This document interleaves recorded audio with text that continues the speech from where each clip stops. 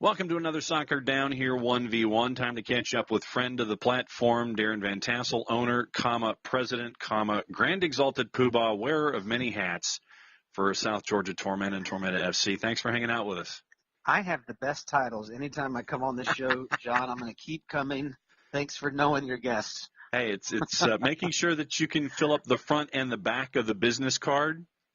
And that way you can have it double-sided, and people have to pay attention, and they don't know if they're going to start from the back and work their way to the front, or from the front and work their way to the back. That's right. Well, it's hard work. You're full of a lot of bluster, but I love it. Thank you. Hey, that's what we're here for, bud. All right, so there's a truck now. There is a truck. Thanks to you for following us on Twitter. It's a great story. So the Vice President of Soccer Operations, Mike Panter, sits at the top of our pyramid, if you will, at least the things that don't involve player development. Bought a brand new Toyota Tundra. He got it wrapped. Is this commitment to your work too? And I was happy to help him pay for it. It is wrapped with all things Tormenta. The ibis and the crest look terrific. We've taken our business, our mission statement of pros are here, added that pros start here, and added pros are here. I think it looks great. So what's it like having pros are here, knowing that the season is just around the corner and you're under 100 days now? It's, this is the fun stuff. It's what we signed up for. And I can give it full of cliches, but here's what's really exciting, I think, when you're in the professional sports world or any organization is watching our front office staff. There's about 17 of us. Getting out there, cranking out, finding sponsors, ticket sales, getting excited for opening day. The season is in some ways just much easier than the off season for us.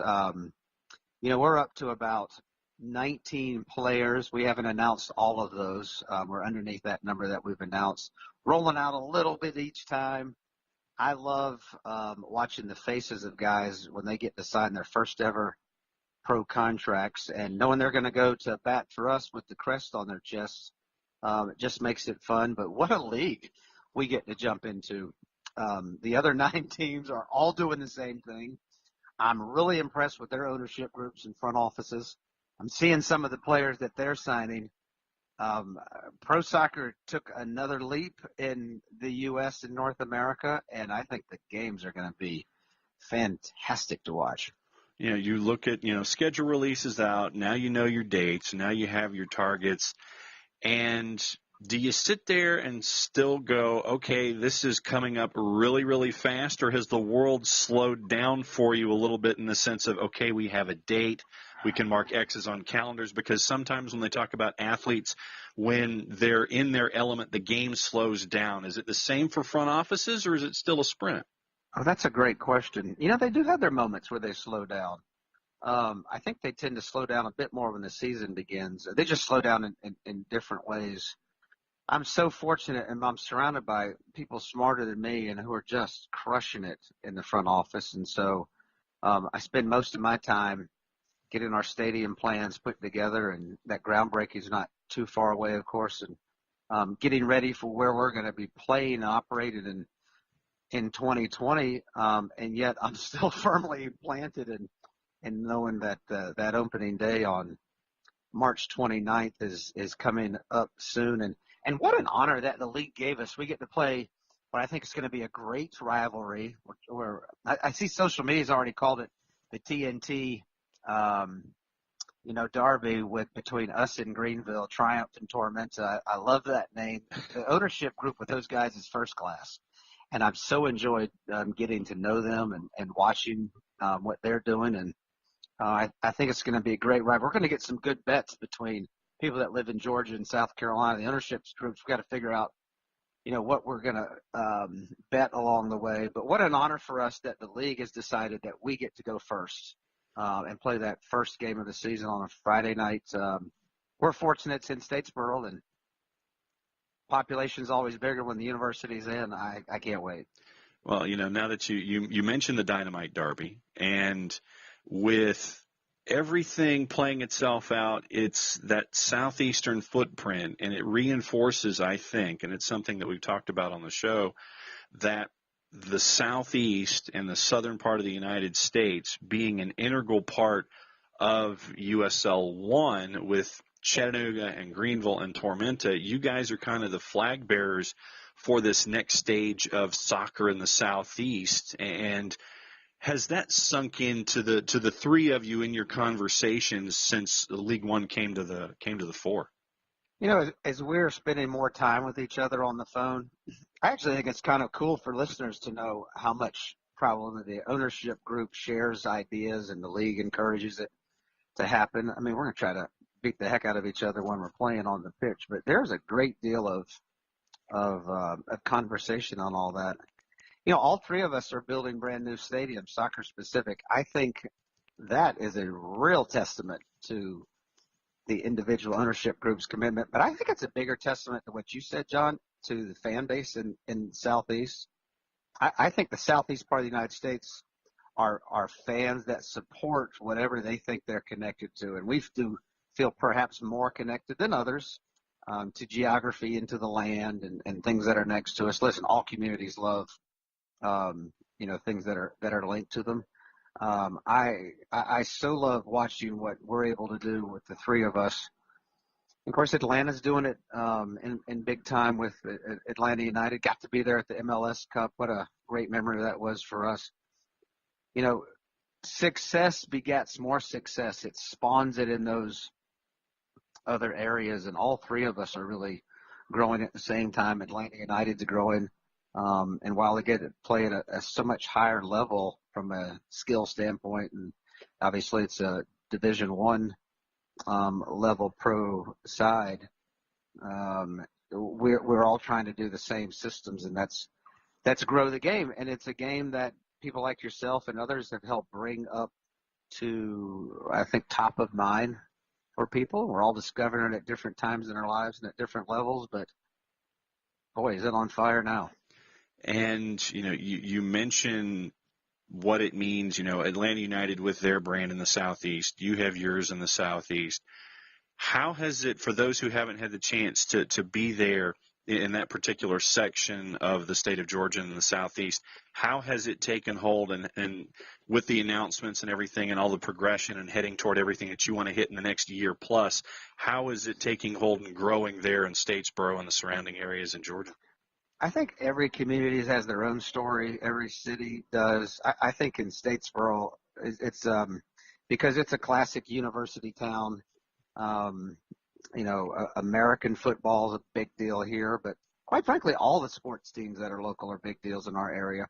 So getting connected to Tormenta and something that they felt also connected to wasn't perhaps as big of a stretch for us. When Tormenta does things, we're front page news, for example, in our local newspapers. That matters. We get coverage out of all of our network TVs in Savannah, which is the media outlet for us. So that stuff matters, and we get to move to the tops of those stories. Those are legitimizers for our fans who don't just wonder, is anybody else paying attention to this but me? And for the new soccer fan, Atlanta United's success is a legitimizer to pro soccer in terms of what we're doing, and the timing of the success for our friends in Atlanta couldn't have come at a better time for those of us in USL League One, much less League Two. So you're coming up on the Christmas season and New Year's, and I know that everybody's going to kind of turn the page here on the calendar a little bit. What are some of the next markers that Tormenta see, whether it's on the field, development, community? What are some of the other things that folks need to be paying attention to coming down the line when it comes to seeing headlines for the Tormenta Magenta? Well, I appreciate you asking. I mean, listen, we're always selling tickets, so TormentaFC.com is open even when the front office headquarters aren't over the holidays. Our players start reporting. We report. It feels like a little bit early. We're going to report January 25th. We're going to do one more open tryout. By the way, we had about 80 here last Saturday, and they came from all over the world. Guys were flying in and driving from all over the United States. It's a real testament not just to us, but to the power of USL League One. That was an important marker. When the players start arriving, we've got 8 or 9 exhibition dates lined up. At least 2 of those we're going to open up to the public and play some USL Championship games against. And then we've got some others. There'll be some closed sessions as we get our guys ready. Sort of that grind once a week. It's a long season, so it's a new one for us. Guys arrive in January, and we'll go to the first week of October. And just as a reminder for our own fans, we're going to still field a team too, and those guys arrive 1st of May and stay till the end of July. Both teams are going to be in the Open Cup this year. That's exciting. I'm assuming we'll be in opposite brackets because that would be fun.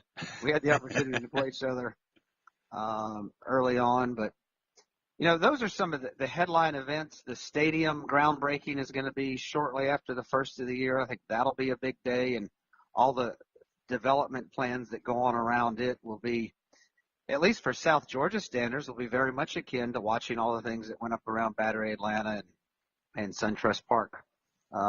So those are fun moments for us as a community, and they're quickly coming on top of us. And then there's just the drum roll of getting more merchandise in, and we did sign an agreement with Adidas, and so we're switching some kits and kit reveals, and isn't that also the fun and the drumbeat of following a season? Sometimes the off season gets as much attention as wins and losses. So then, if you could ask Santa Claus for one thing in regard to Tormenta, what would it be? Well, I'd like to be able to announce the groundbreaking date with certainty. I'd like a date in January where I could announce it, but at the moment I'll just say it's in January probably. I think we all like, 6'4" strikers that are really, really fast. We like those guys to do it. Listen, any one thing is probably tough on any of this. I'll take those. If we could find one fan who wants to wrap his truck just like the one that's out on Twitter today, you know what? I'll tell them, have them call me. I'll pay for it. And we'll get 2 of those Tormenta Tundras out there rolling around. And so there it is. You just put it across the bow, and it is there for anybody who wants to dial it up. So then, all right, so then you put it out there. How do they get in touch with you if they want to wrap their rig? 912-871-1000. The front office will find me really, really fast, and TormentaFC.com. Just leave a message there. Can't wait. It's going to be fun to see. Let's see how well this works. I'm ready. Well, and now that you've opened that door, it wouldn't surprise me if you ended up having to wrap more than one down there in the 912 area code. Let's bring it. Those are some of the greatest billboards around. Darin Van Tassell, owner, president, grand exalted poobah of everything South Georgia Tormenta, TormentaFC.com. Thanks for hanging out with us for another 1v1. Have a tremendous Christmas, New Year's, holiday season, choice D, all the above. And when the groundbreaking becomes more specific, that we'll be beating down your door again. Yeah, thanks, guys. Merry Christmas. This is always great fun. Thanks.